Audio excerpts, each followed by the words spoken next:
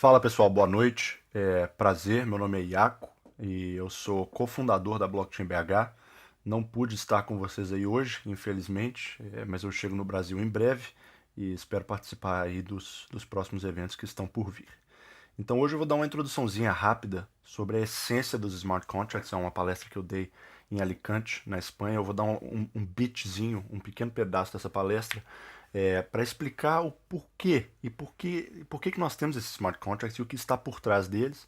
E aí eu vou dar alguns exemplos aqui, vou mostrar como é que eles funcionam para ver se a gente consegue realmente pegar o conceito desses smart contracts. Claro que vão ter algumas talks aí depois da minha e elas vão explicar um pouco melhor. Qualquer coisa que faltar, qualquer pergunta que tiver, pode perguntar ao pessoal aí também. E eu vou dar uma overview e pegar um pouquinho, eu vou mostrar um pouquinho de código, mas nada demais, e eu vou tocar mais na essência desses contratos. Então eu vou pular aqui a agenda e só vou passar uma pequena parte dessa talk. Então a primeira coisa que nós temos que estabelecer é a divisão entre contrato e smart contract. É uma coisa que é muito confundida, às vezes o nome é meio confuso. Então, voltando, esquecendo tudo. Por que nós precisamos de contratos? Não contratos inteligentes, contratos. Por que nós precisamos deles? Certo? Então, eu tenho aqui, a palestra está em inglês, mas nós conseguimos prever, assim, com muita confiança, o que vai acontecer dado um estímulo, dado uma ação, a gente consegue prever a reação de um humano, de uma pessoa? E a resposta é não, porque nós não conseguimos ler mentes, né? Então, normalmente eu aponto para alguém na primeira fileira, então eu falo assim, se eu te desse R$ 1.000 agora, eu consigo prever o que vai acontecer? Ah, eu consigo de alguma maneira saber que você provavelmente vai estar feliz, mas eu não sei se você vai correr para sair do evento e correr ali e comprar uma cerveja, se você vai ligar para sua mãe, se você vai me dar um abraço. Eu não consigo prever o que vai acontecer. Isso é um problema, certo? Porque na sociedade que nós vivemos existem operações e transações complexas entre humanos onde eu preciso ter alguma certeza do que vai acontecer. Por exemplo, se eu estou dando esses R$ 1.000 para alguém pintar a minha casa, eu preciso que, dados os R$ 1.000, a pessoa vai pintar a minha casa.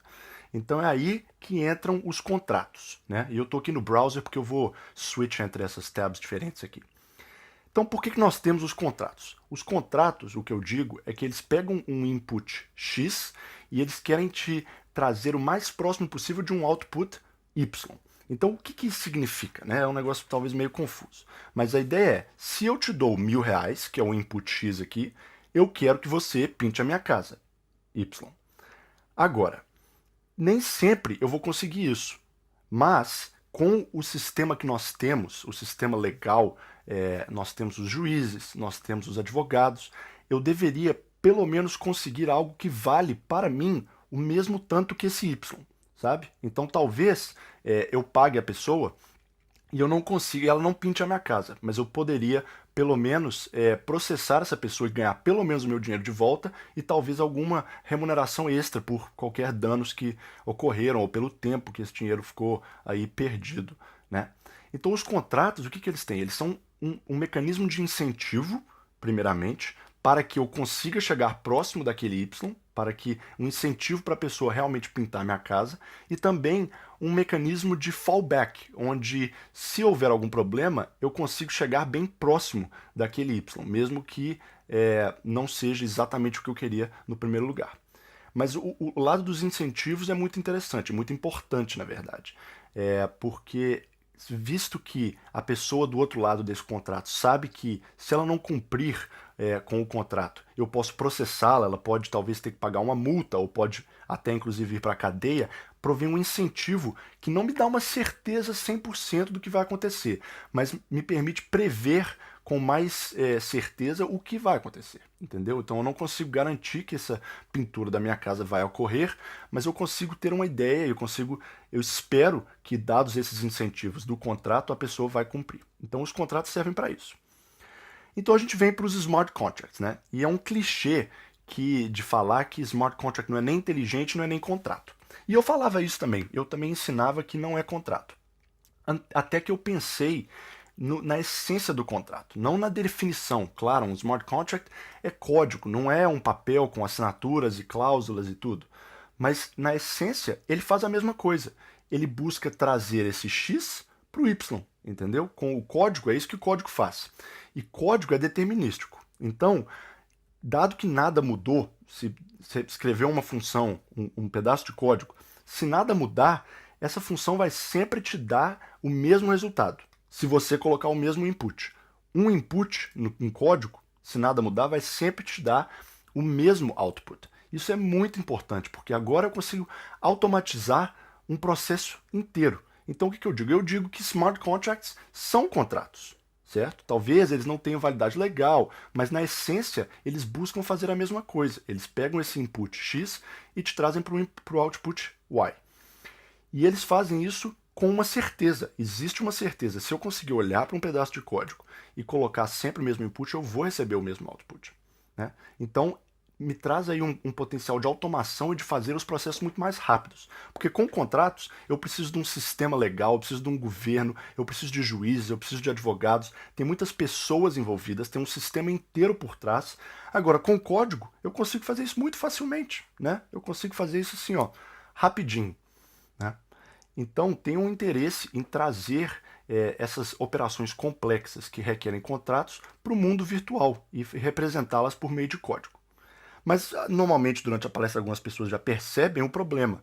Se eu estou tentando tirar a confiança desse sistema que é liderado por humanos, né, a gente está realmente tentando tirar o erro humano da equação e colocar isso, a confiança nossa no código, nos programas, existe um problema. E esse problema é o seguinte: quem escreve código são os humanos, né? Então, se eu estou tentando acabar com a confiança em humanos e eu trago a confiança para código, eu ainda estou confiando no humano que escreveu aquele código, ou no humano que mantém aquele código, né? Deixa eu dar um exemplo. Por exemplo, se você vai no meu site hoje e clica num botão. Hoje esse botão faz alguma coisa. Amanhã é capaz desse botão fazer outra coisa, né?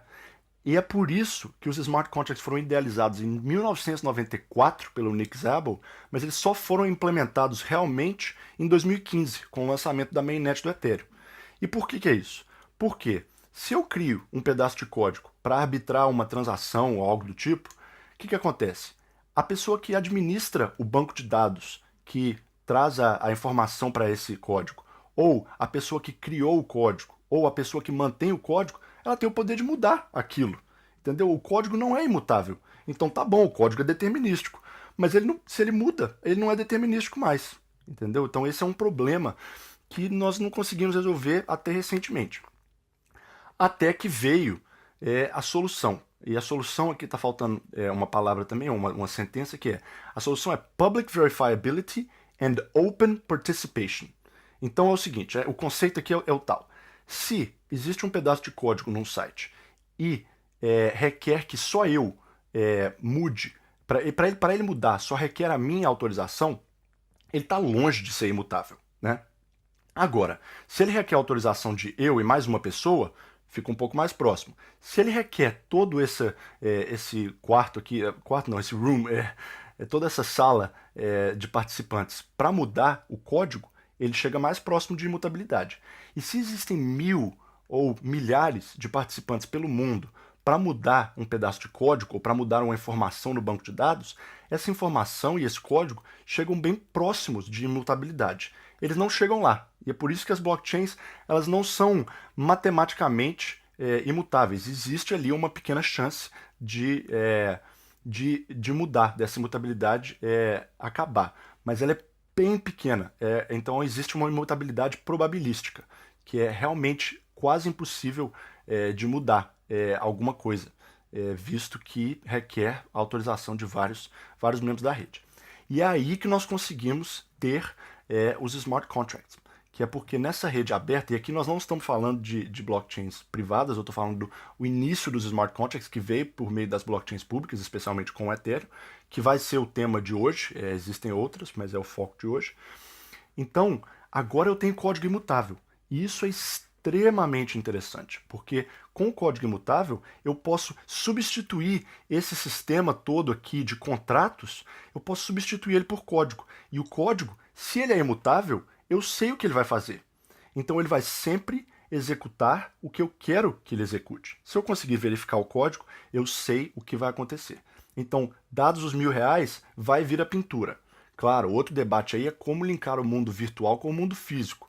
mas de qualquer maneira, as transações que ocorrem no mundo virtual, elas são determinísticas e elas são imutáveis. E isso é algo extremamente importante, porque é um sistema mais eficiente, mais justo e não requer esse sistema inteiro por trás. A confiança passa a sair dos humanos e vai para o código.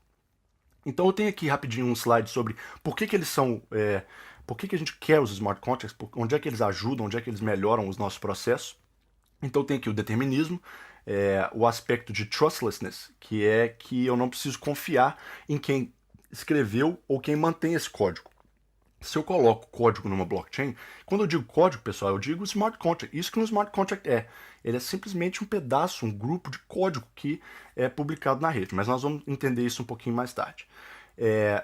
Mas, se eu escrevo uma aplicação e você pode verificar o que eu escrevi e eu não posso mudá-la, você nem precisa confiar no criador. Você não precisa confiar em mim. No caso do Certify, que eu vou falar aqui, que é uma aplicação construída por mim, você não precisa confiar em mim, que foi o criador, para o que está acontecendo. Eu facilito a sua interação com a blockchain, mas eu não consigo mudar o que está lá.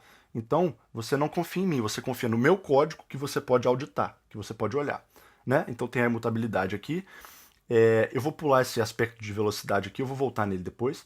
Eles são auditáveis. Isso é interessante, porque eu consigo olhar o código e ver o que ele vai fazer. Um contrato ele é mais difícil de auditar, né? Por isso que existem os advogados, porque eles olham e eles entendem o que cada vírgula significa, o que cada pontuação ali significa. Então, no caso dos smart contracts, eu posso testar ali o contrato, né? E eu verifico e eu sei o que vai acontecer, porque ele é determinístico. E ele permite essas transferências de valor. E isso é uma coisa que a gente não tinha antes, né? Porque eu consigo representar valor nesse sistema virtual e isso permite operações mais complexas. Por exemplo, a venda de uma casa. Atualmente, o pagamento com os contratos de papel, ele não consegue, o contrato de papel ele não consegue enforce nada. Ele é só provém os incentivos, mas as transferências de valor ocorrem externamente. Ou seja, a gente assina aqui, olha, quando minha casa for pintada, eu vou pagar R$1.000. Mas isso é externo. O pagamento está num sistema diferente onde está o contrato. Um está no papel e o outro é na rede do banco. Agora, com o Smart Contract eu consigo trazer esses dois juntos. E isso é sensacional. Porque agora eu consigo fazer com que as cláusulas do papel consigam também executar essa transferência de valor. Porque com as criptomoedas, o valor, a gente conseguiu criar esse valor no meio virtual. E eles implementados junto com os smart contracts permitem essas transferências complexas. Agora, volto na velocidade, porque o pessoal normalmente fala, pô, mas smart contract rápido, isso é devagar, né? Eles falam que o Bitcoin faz o quê? 4 a 7 transações por segundo e o Ethereum faz entre 7 e 13, algo do tipo, né? Então isso é bem devagar. Mas isso é devagar quando a gente pensa em uma transferência bancária, talvez, ou num pagamento, né? Que eu paguei ali com o cartão, pum, saí rapidamente, automático, tudo certinho. Então tá bom, talvez há algo para melhorar aí. Mas se a gente estiver falando, por exemplo, da transferência de uma casa, que é algo que normalmente demora meses, né, para fechar um contrato e para vender uma casa. Se eu conseguisse fazer isso em um dia, ou em minutos, ou em horas, algo do tipo, aí sim ficou bem rápido, né? Talvez a transação original monetária ela é mais devagar, mas essas operações complexas, como os smart contracts permitem a automação dessas operações, elas conseguem ficar bem rápidas. E então a transação em si talvez ainda tenha algo a melhorar, mas com essas operações complexas conseguimos gerar operações complexas muito mais facilmente e rapidamente. Tá bom, então eu vou passar aqui uma aplicação, um exemplozinho muito rápido que eu fiz aqui para mostrar para vocês como funciona. Então isso aqui é um smart contract, isso que vocês estão vendo é um smart contract, é código. Né? Então isso aqui foi escrito para o Ethereum e eu vou mostrar para vocês como é que funciona. Se você não entende o código, não tem problema, nós vamos olhar mais nessa ponta aqui. Então, o que é o smart contract? Ele é um bundle, é código que é publicado na rede e no caso do Ethereum, esse código recebe um endereço, né? Um endereço tipo esse aqui, ó. Aqui o endereço desse contrato é esse aqui, ó. Esse é o endereço do contrato. E aí eu consigo interagir com esse endereço. Olha, eu sei onde mora o contrato. É como se existisse vamos dizer, alguém que provém para você um serviço. O mecânico. O mecânico mora na rua tal, né? E aí eu vou lá na rua tal e bato na porta e falo: ô, mecânico, você pode consertar o meu carro? É a mesma coisa. Aqui tem um smart contract que chama assinatura digital, eu sei que ele mora nesse endereço aqui, eu vou lá nesse endereço e eu falo: ó, eu quero usar essa função, eu quero fazer isso. Então nós vamos entender como é que isso funciona aqui, só para vocês terem uma ideia rapidamente. Então esse aqui é um contrato de uma assinatura digital, é bem simplesinho, é só para exemplo mesmo, ele não tem coisas que precisavam melhorar, claro, se isso fosse uma aplicação real, mas é só para o exemplo mesmo. Então vamos dizer que existem duas partes, né, e essas pessoas querem assinar um contrato. Então, como é que nós vamos make sure que elas estão assinando o mesmo contrato? E eu também vou adicionar uma transação de valor aqui. Então eu vou aqui nesse site, aplicação real, isso seria tudo implementado junto, né? Isso seria tudo feito de uma vez e o usuário não estaria vendo isso, mas como nós estamos fazendo tudo de maneira manual aqui, vocês vão ver o processo inteiro. Então eu vou tirar um hash desse documento aqui, né? E eu vou pegar esse hash aqui.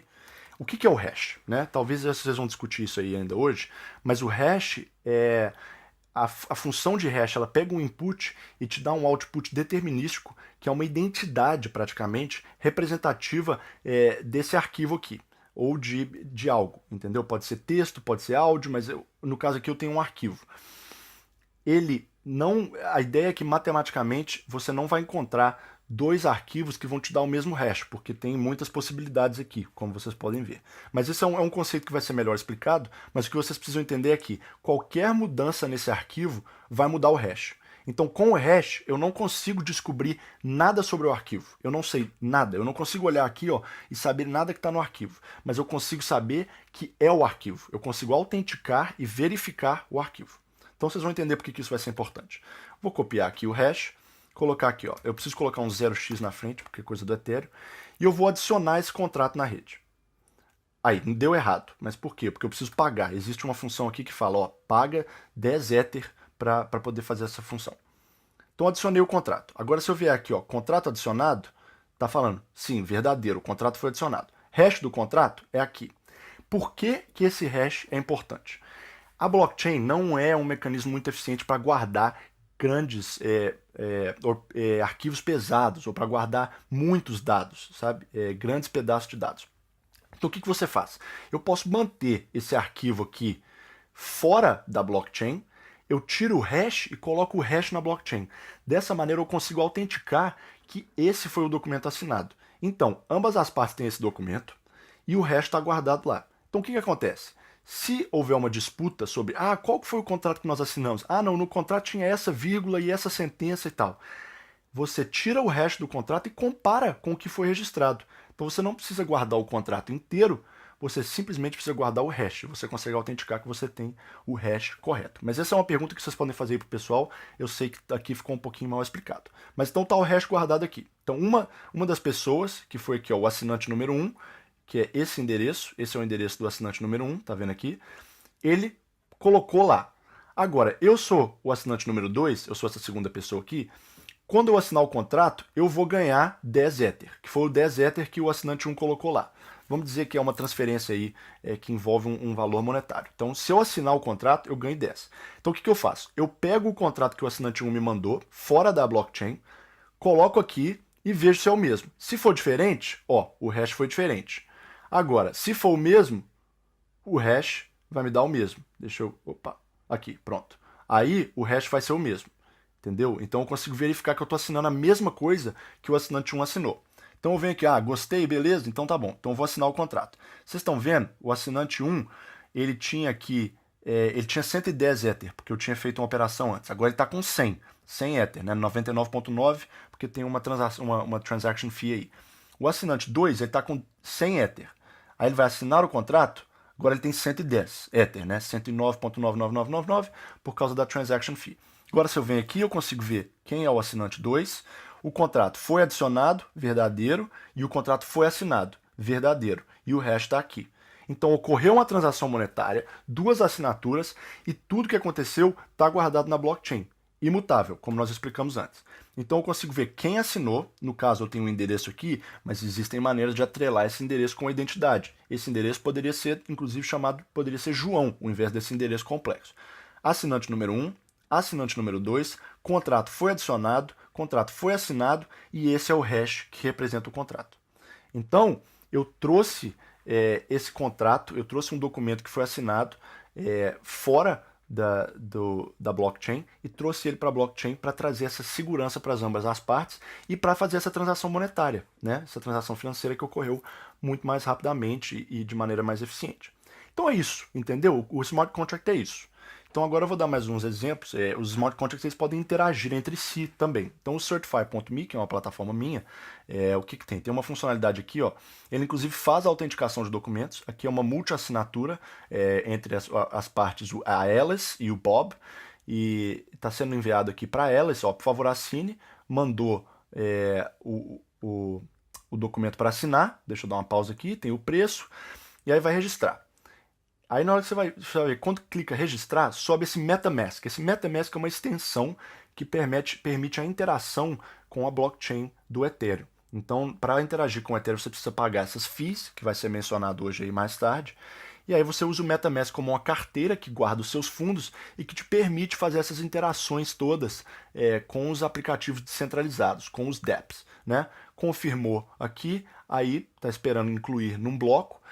E aí, quando for incluído, o Bob, não, desculpa, a Alice, o Bob está mandando esse documento, a Alice vai poder ver lá o documento, olhar, confirmar e assinar esse documento também. Então isso aqui é, por exemplo, como funciona o Certify. Só vou esperar confirmar aqui só para mostrar para vocês. Aí a transação tem que ser incluída, foi incluída, aí sai a confirmação e a outra parte pode assinar lá do outro lado. O Certify eu posso explicar mais em outra ocasião, mas o que está acontecendo por trás do Certify? Então, por enquanto, o Certify precisa do uso desse MetaMask, que é uma extensão muito importante para quem usa o Ethereum, e ela permite essa interação aí com a rede do Ethereum. Aí, o Certify, o que tem por trás? Tem esses 3 contratos aqui, ó. Esses 3 contratos são o que está acontecendo por trás do Certify.